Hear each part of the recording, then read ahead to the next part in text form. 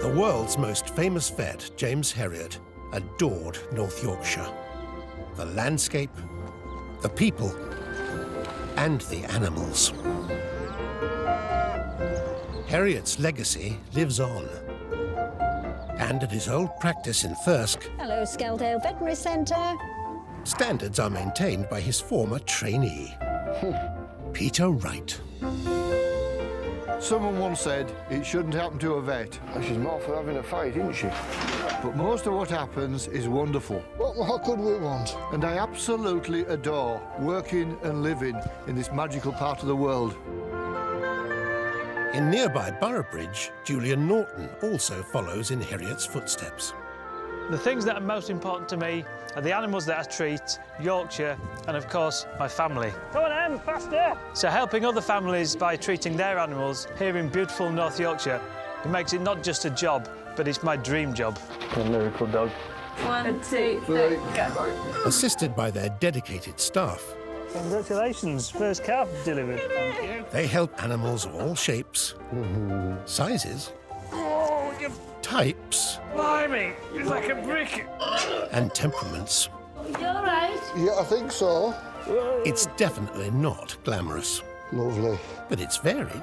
This is a good game, indeed. It's rarely easy.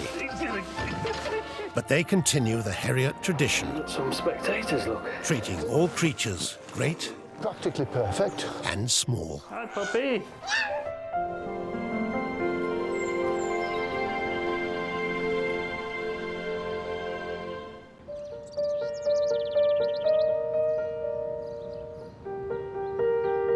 In Yorkshire, the moors and dales are finely drawn with the details of time itself.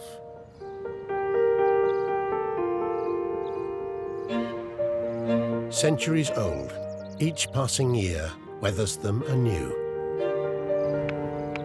Those who live and work here know them as trusted friends, fortunate to have them and to call them home. But beneath the beauty, there are problems, and Peter's making a short but vital journey. Just going to go and see a client of ours, and they've called me out to a lame sheep. Now, that worries me a little bit in itself, because farmers don't often call you out to a lame sheep unless there's something particularly bad. And the other thing which puts an enormous amount of pressure on is it's a neighbour, and that doubles the pressure, because if a neighbour's sheep doesn't make it or doesn't survive, then it's a bit difficult, really. But farmer Rory Wardroper is depending on his friendly neighbourhood vet. So we have a small flock of Hebridean sheep, and they're great because they don't take too much looking after, but sometimes they do get a bit lame, and that might be because there's a stone in the field which they pick up and gets into their hoof. But usually they right themselves, and on this occasion, that hasn't happened. I hope that she's going to be okay.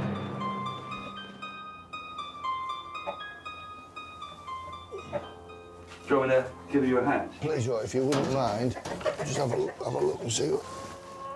She's quite dehydrated. Well, I put that water for her, but I don't know whether she wouldn't take it last night. Let's have a look. Peter's quickly realised that the ew's problems aren't limited to her hoof. Now she has this tremor. That tends to be neurological. She has a big temperature, and it isn't just the heat, 105.5. So this is infection, and almost certainly a meningitis. It's not good news. I'm just going to have a look at this foot now. And there's worse to come. Yes, well, those maggots, yeah.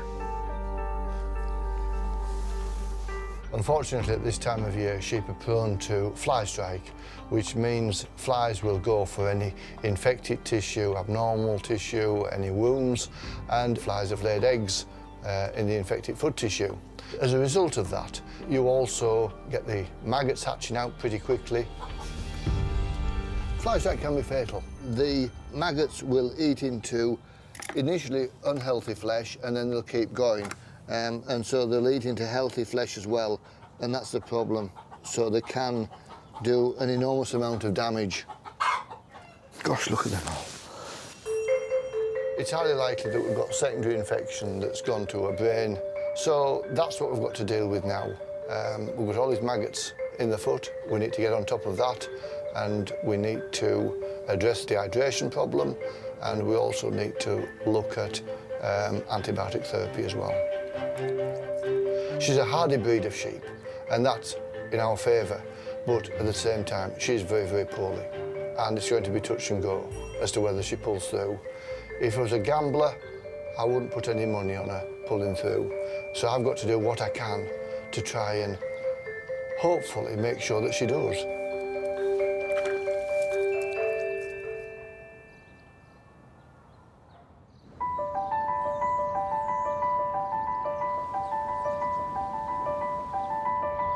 In Boroughbridge,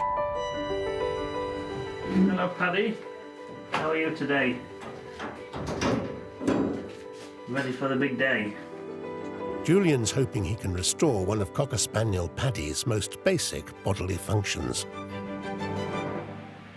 Paddy's a dog who's got a fairly unusual problem. It's called a perineal hernia, which is a problem near his back end. Basically, his rectum bulges out under the skin. That pouch is basically full of poo. If we don't get it fixed before things get too bad, it can lead to all sorts of secondary complications. If the bladder goes into the hernia pouch, then that's a very serious emergency. So Katie and I are going to operate today and hopefully see if we can get the problem solved. Hey, you're a good boy. It's a big day for you. No wonder you look so sad.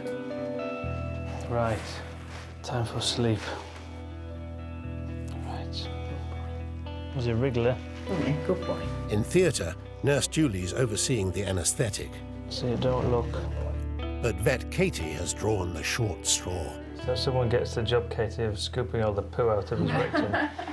Well, this is not the most glamorous part of today. We're just getting all the faeces out of Paddy's rectum, and you can't do this normally and naturally. Oops, oh gosh, there goes an anal gland.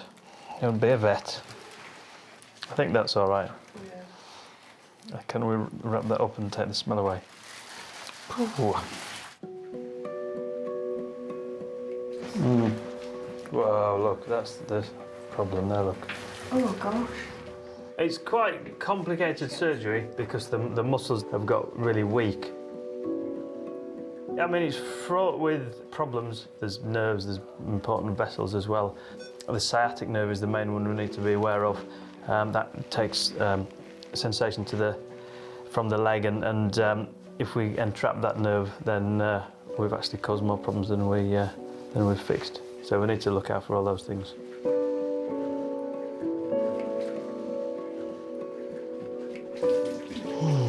There. So this is in cutting through the skin first of all, and then I'm just really dissecting down carefully till I get underneath. So it's every bit as challenging as I was expecting it to be so far. We've got what should be a layer of muscle to keep everything together is really just a layer of mush. It's going to be quite hard, I think. This is about as bad as any that I've seen that I can remember. Certainly will get worse if we don't fix it.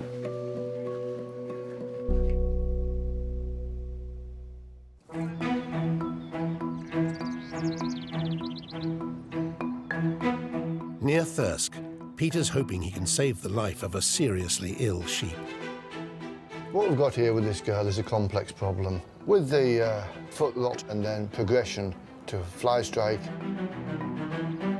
So what I've got to do is to clean all these maggots out and see if we can resurrect this ewe.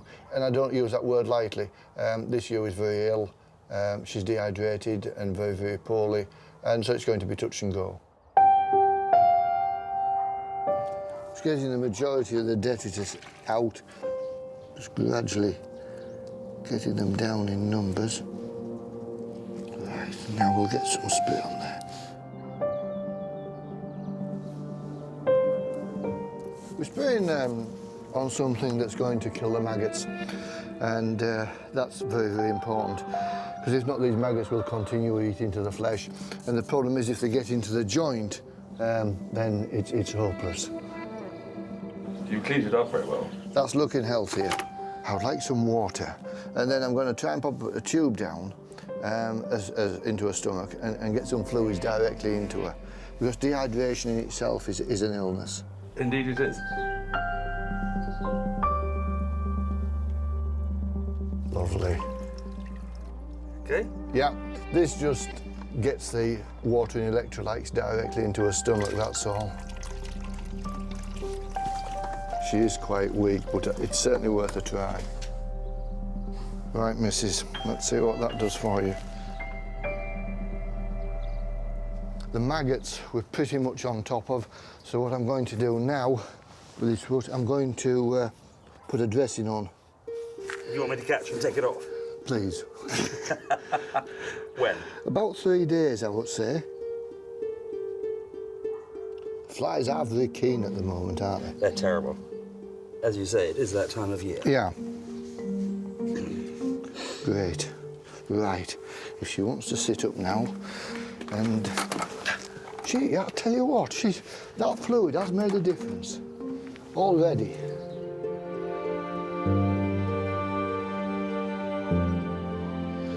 Just giving her something there, an anti-inflammatory injection, which should make her feel better, and I'm just giving her some antibiotic now, which hopefully will treat this infection. And I've done all I can then. Great stuff. Well, it's up to you now, old girl. Right.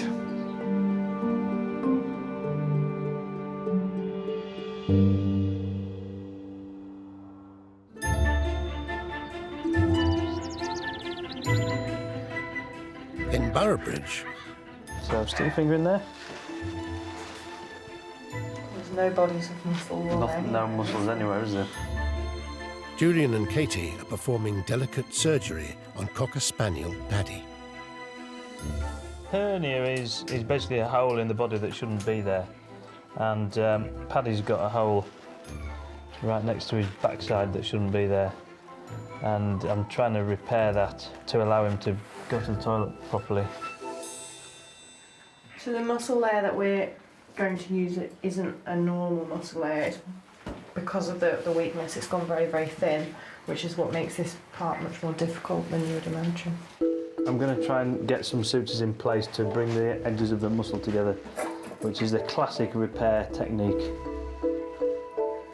It's a difficult operation in itself, but it's also difficult in that we're operating, right next to one of the more contaminated parts of the body, and keeping everything clean and sterile is another challenge that we're up against today.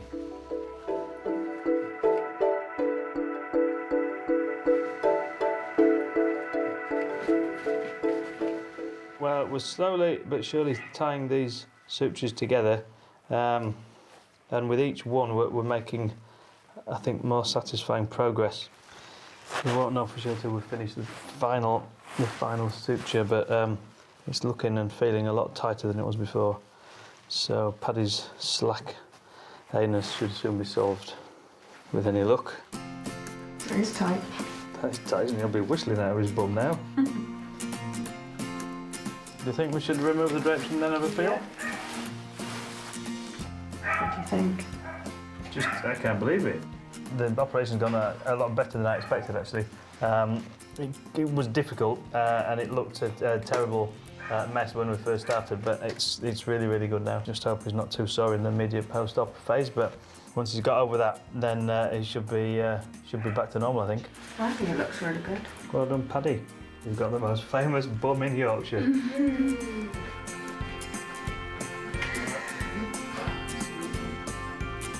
I guess the proof of the pudding will be how he gets on, how he manages to go to the toilet over the next few days. There's a fair bit of recovery still yet to do, but so far so good.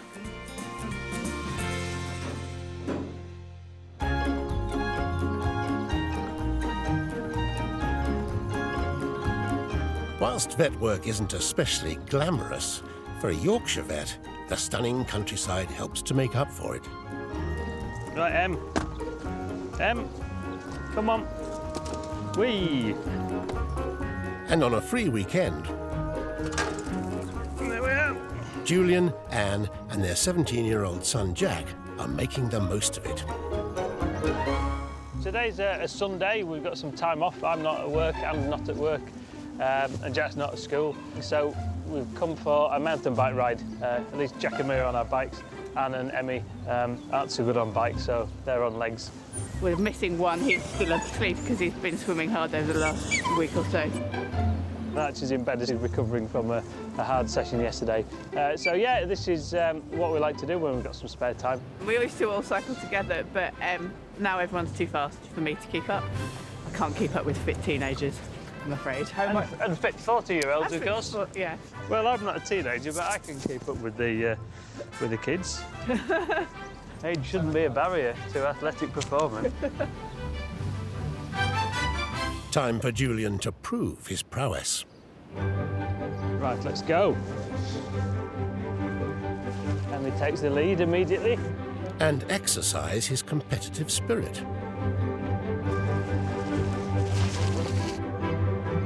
Mum seems to be faster than us, actually, doesn't she? Come on, Em, faster, faster, faster. Soon, it's man and mountain bike versus a great big Yorkshire gradient. Yorkshire's great, and this is one of its steepest hills. Boltby Bank, and it's quite hard. Whew. Blimey, not as easy as you'd think, even on a mountain bike. But it's always worth the climb for the views at the top and a bit of a breather. You know, I've been in and around the hills and moors of Yorkshire ever since I was a little kid, and for me it's just a really special place. Obviously I get that with work every day. Oh, look at that, what personal service, thank you. It's pretty wild today, but nothing puts us off up here in Yorkshire.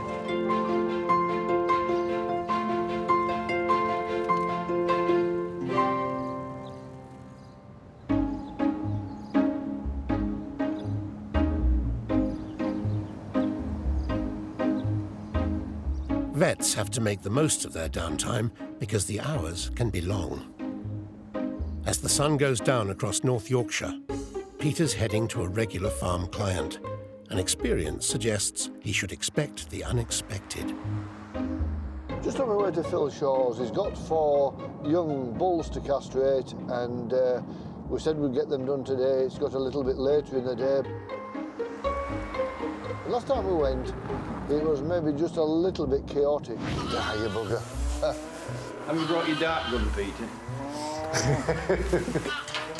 Don't jump over there. No. No, we don't have any of that going on. Well. Ah, you... Oh, dear. Are you all right? I've lost track of how many times that's happened to me. I'm hoping that Phil's a bit better organised this time when we go. This time I've tried to make it a bit more scientific in how we're going to handle them and cut out all the excitement. Here he comes. Oh, Phil. Yeah, I'm sorry we're a bit late. Don't worry about it. This is routine. Well, let's hope so. Last time we had to go, we sort of dismantled the place a bit. I thought we'd bring 2 into this pen, put nose into there, close the gate, pull the rope across, give it a jab. It sounds perfect. What can possibly go wrong? So, with a new system in place, here's a smoother operation on the cards. Now, come on, children. Be nice. Come on, then. Or will there be more calf chaos? No, then, no.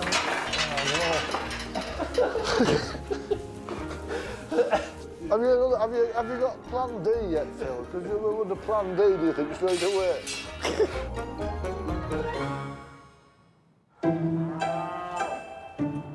At Phil Shaw's farm, Peter's hoping that castrating some young bulls will be a much easier job than the last time he was here.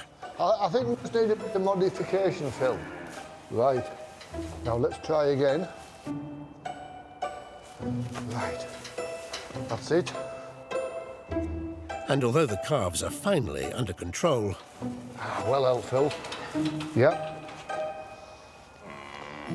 There's another surprise in store. Is that one all right? It's a goner. Oh. There's nothing there. Oh, that's good. Yeah. It is a bull, isn't it? It is. Oh, that serves as a job. Wait, see, I knew it were easy. He's counted his cattle, but he hasn't counted testicles, because one chap's been castrated already, so he's had a lucky escape. And it's easy to spot because he's the one with a smile on his face. But so has Phil, really, because it's going to cost him less now. So we've numbed all the testicles, so now we're going to carry out the castrations. With Phil's superb handling system, I think this will be a piece of cake. No, then don't you be kicking Uncle Peter. It's not polite. Come on, come on. Lovely. Good man. These chaps don't need to kick the testicles because as they get bigger, they become more bullish if they're not castrated, and they can become quite dangerous. Dangerous to each other, fighting, chewing on, but also dangerous to Phil or anyone that's looking after them, so they're certainly better castrated.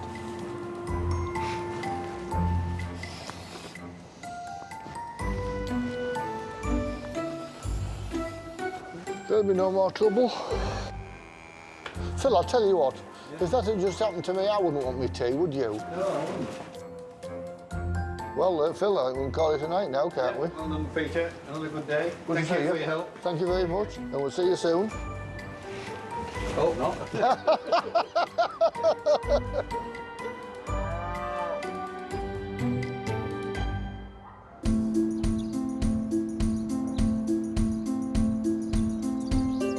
At Cannon Hall Farm, Rob and Roger Nicholson have an issue with Audrey the alpaca that's been eating away at them.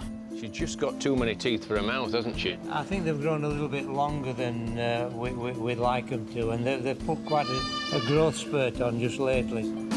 I'm a little bit worried about Audrey. She's losing condition. I'm just not sure she's able to eat as efficiently and effectively as she needs to. They look to be filling her mouth again, and I think we're just hoping it can do something. Julian's on his way to see Audrey. A year after first tackling her troublesome teeth. There should be 6 teeth in there, and there's how many? 1, 2, 3, 4, 5, 6, 7, 8, 9, 10, 11, and 12 if that's one. What I'm going to do is get some wire, special wire, and basically cut all these off quite short. So it'll come off quite quickly. There we are. Yeah, there'll be 10pence for that one. 10pence, is that all you get in South Yorkshire? I'm showing my age, Julian. Audrey's really special to us. We want her to be happy, we want her to be comfortable, and we just want Julian to make sure that if she needs something doing, he's able to do it. Hey, Julian. Hello, mate. Morning, chaps. You wait there, Emmy, you can stay. You won't be any help today. Because it went well, didn't it, last time? I mean, no, they've stopped growing. The ones that you took right down to the bottom, yeah, they're still there. Yeah. But the other ones have shut up and... Oh, so it's the other teeth that have gone long? Yes. All right. Hello, Audrey. Oh, I see what you mean. I can see even from here she looks very wrong, doesn't she? She needs an orthodontist. Yeah. I guess that's me today, is it? They're a nice bunch, aren't they? Look at them there. She's had a little baby boy, a little cria. We've called him Austin in appreciation of Mum's teeth. Austin. Excellent. Austin and Audrey. Brilliant. We should have called it Julian, really. I think Austin just seemed to work. I've got a very good teeth. I'd like to have a look in the mouth, see what the teeth look like, and then I guess work out what to do from there. But while Julian's chomping at the bit... Is she easy to catch, or...? It seems Audrey isn't quite as keen. Come on, Audrey. Might be easier said than done. Oops. Come back. last time's job looks quite good. I'm pleased. I expected, if anything, that these might have grown again, actually. But that's not happened, but there's still a bit of an issue with the mouth.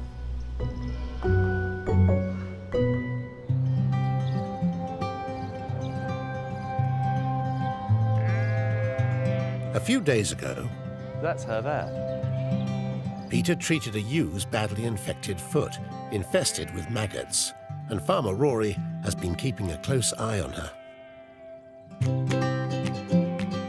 Every time we've been out into the orchard to check her, which we've done frequently, she has been getting brighter progressively. And Peter said today we should take the bandage off. So the idea is that we are going to corner her and separate her from the flock. So we've got to find the ewe, which should be fairly easy because she's got a blue bandage on her foot. I think she's over there. So do you want to? Oh, is that I think she's over. I think she's this one over here. Do you want to get a line of us then? While she's easy to find, catching the ewe isn't quite so simple.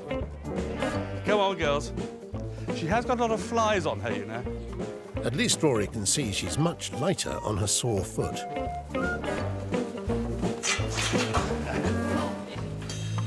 Nearly. Catherine, you here?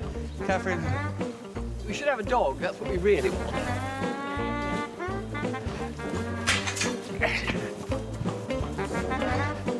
Come on, lovelies. When it comes to herding sheep, 2 legs just aren't as good as 4. This isn't a very expert way of catching the ewe. As Catherine has just said, it would be helpful if we had a dog, and that'd be really, really easy. But without a dog, you can see they have minds of their own. Catherine, watch it! Catherine! Come on, get back, Catherine. Close it! But finally, they've cornered the patient. And what I'm going to do is I'm going to gently just pick up these 2 legs and put her on her side. Yep. So here we go. Good girl. Good girl. Golly, I should be a vet. No maggots, no flies. Looking good, isn't it? Looks mostly good. So that's absolutely fine, old thing. I think the feet looks pretty good. Moment of truth. Here we go. There's a good girl. No maggots, no blistering. It's a healthy foot. I'm very relieved because she was clearly in significant pain, but I feel that we had an opportunity to save her, and I'm very pleased that we have saved her.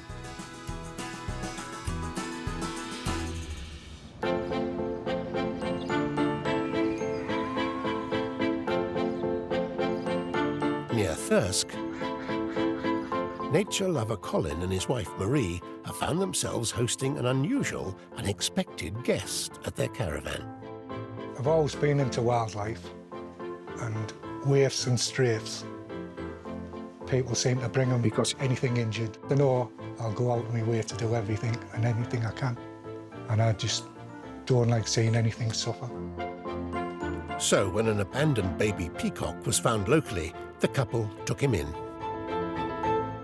George is like a pet now to us, and he follows Colin all over. He follows him round the lake. If Colin goes to go outside, he cries if he can't go with him. Yeah, he's like a proper pet. Oh, I think Colin thinks the world of him. At just 5 weeks old, George has adopted Colin as surrogate dad. That's definitely sleepy time, yes. He'll be there at least an hour now. Likes to be comfortable. But while George has made himself at home, Colin and Marie have noticed his health has deteriorated. He, knocks his beak on the floor from side to side. He has lots of noises come from his chest, and then he's, gasping for breath. So it's very distressing when he's really bad. When he's really bad, especially night time. With the couple increasingly concerned for their adopted baby bird, they've made an appointment with Peter.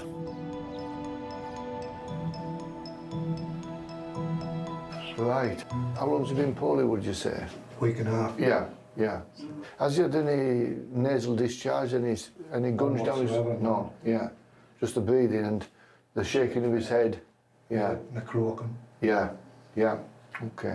Has he been out on any land at all, out in the garden? Walking round the pond. Yeah, He does? Ah, right. It's a big duck pond. Yeah, so he's been walking... Yeah, fair enough. That helps me a lot. Has he eaten any worms at all, do you know? I think, yes, he has caught some worms. Yeah. Right. I'm 90% sure he's got something called gape worm, and you can get it in young birds. It's a worm that they pick up and it lives in the windpipe. Doesn't sound very nice. It's a horrible little worm, really. If it doesn't get treated, they do tend to die. Is he still eating? He's eating and drinking well. Great. What do you feed him on? We've got the proper game food. Have you got some little pellets? Yeah, yeah. Right. I want to give you a powder. So I'm going to weigh him. Would you be able to mix this in with the pellets? Yeah. Right. I'm just going to get my scales because I need to work out how much worm he needs. Okay. Thank you. Gape worm is a serious condition and it's very common cause of death in young birds. It's an interesting little worm, really, but basically not a very pleasant little worm because he's a bit of a killer. And I'm hoping now that with the medication that we've put him on, he should get back to full health. Right, George, well, let's be having you. Good lad. Yeah, about 60 grams. Lovely. Right, I'll nip through, I'll work his dose out and I'll bring you a bit of powder through. Okay, thank you. Very good. I've never heard of gape worm, ever. But I'm glad they found out what's wrong with him so they could treat him now. And hopefully he'll be on the mend soon.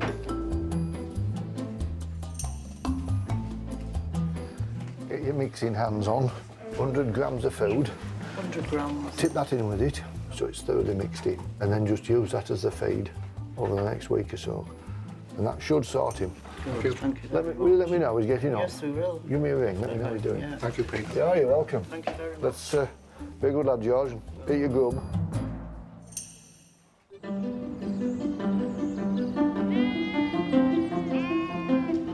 At the Nicholsons' farm, They're sticking out like mad. Julian, Rob and Roger may have bitten off more than they can chew with Audrey the alpaca.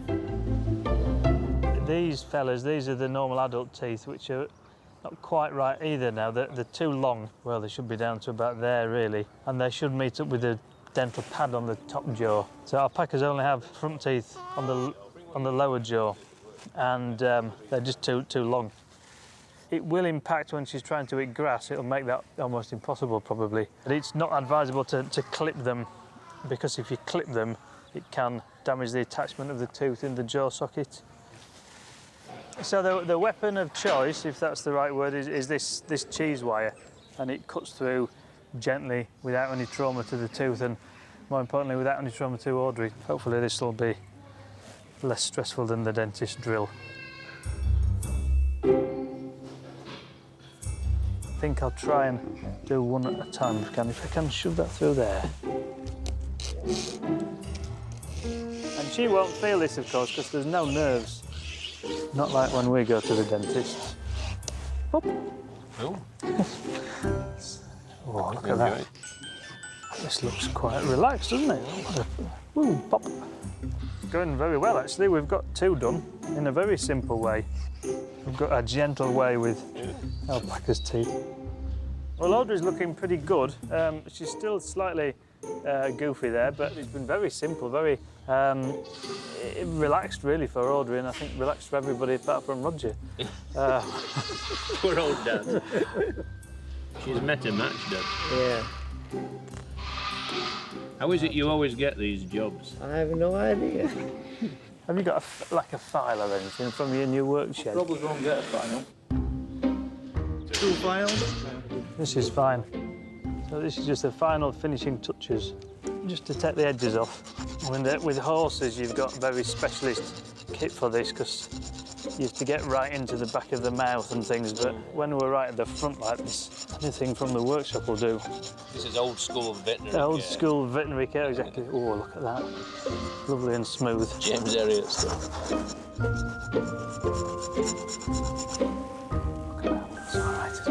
I think this is Harley Street standard. And what we need to do next is get some whitener, and I'll get you a colour chart so you can decide how many shades lighter you'd like them.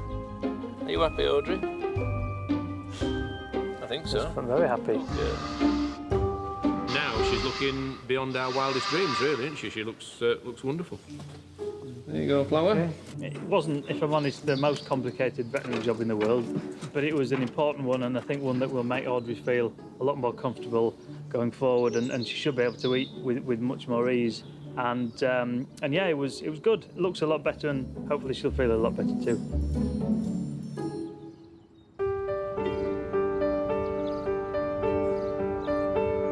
Near Boroughbridge, Come on, Paddy. Come on. Paddy has been recovering at home since Julian operated to repair a hernia on his backside. Oh, well done, Paddy. Come on. After months of concern for Cocker Spaniel lover Pat. Come on. We've got Pip, which is the oldest. She is 12. And then we've got her nephew, Paddy, who's 10. Come on, fetch it back. Good boy. Good boy. My dogs mean the world to us.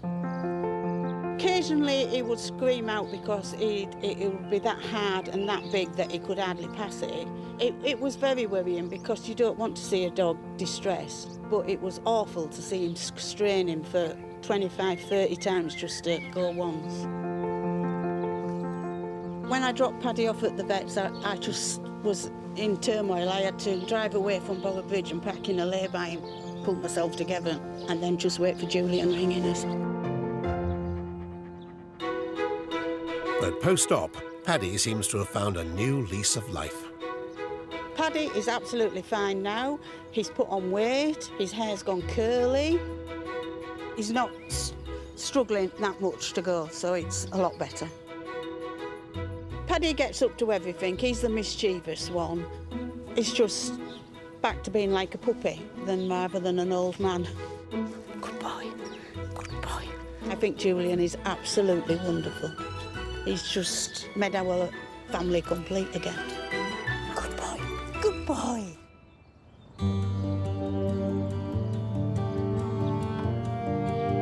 Near Thirsk, after Peter treated a parasitic worm blocking his windpipe, abandoned baby peacock George is recovering with foster dad Colin. He was very unwell and he couldn't breathe a lot and he's gasping and gulping for air. His recovery after this medication was slow, but you can see 100%. He's just bouncing about, jumping about, into everything, mischievous. George at the moment's doing brilliantly. So he's fully recovered, back to his self as he was, running about and being cheeky and naughty. Colin and wife Marie have taken George under their wing until he can be reintroduced into the wild. And today, he's got a visitor. Hello. Morning, Colin. How are you? Good morning. Fine, thanks. How are you? Lovely morning. Good, good. Well, It's nice and brisk. It certainly is that all right. Does he seem to be doing all right? After about 10 days, improved. And disappeared. Now he's just, for me, he's 100%. He certainly looks happy with life. Yeah. Only if I could just have a look down his throat, if that's all right. Hey. Hello, George. Do you remember me? Hey? That's all right. Hey. I'm only looking. Hey, George. Lovely. This is a funny business, this gapeworm. As they get older, they get an immunity, but as babies, they have no immunity to it. And a lot of young birds, you know, if you hadn't rescued him, George wouldn't be with us now. If you hadn't... No chance. If we hadn't got the medication. Yes. He would have died if you hadn't been on the ball, certainly. So you're a very lucky George. And I think he knows that. I think he's quite happy. It's lovely to see how George has responded to the gapeworm treatment. He's doing fantastically well now. I think Colin and Marie, look after him brilliantly, and I can't wait to see George how he copes with life in the big outdoors. So he sits on your shoulder? Till he wants to jump and he'll take off. Right, so he decides when he wants to go then? Yeah. There we go. So he's going down exploring now. Yeah. Come on, George. They're bigger than you. As far as he's concerned, he's just one of the gang, isn't he? When I look at this and look where we are this morning, I think, everything's all right in the world.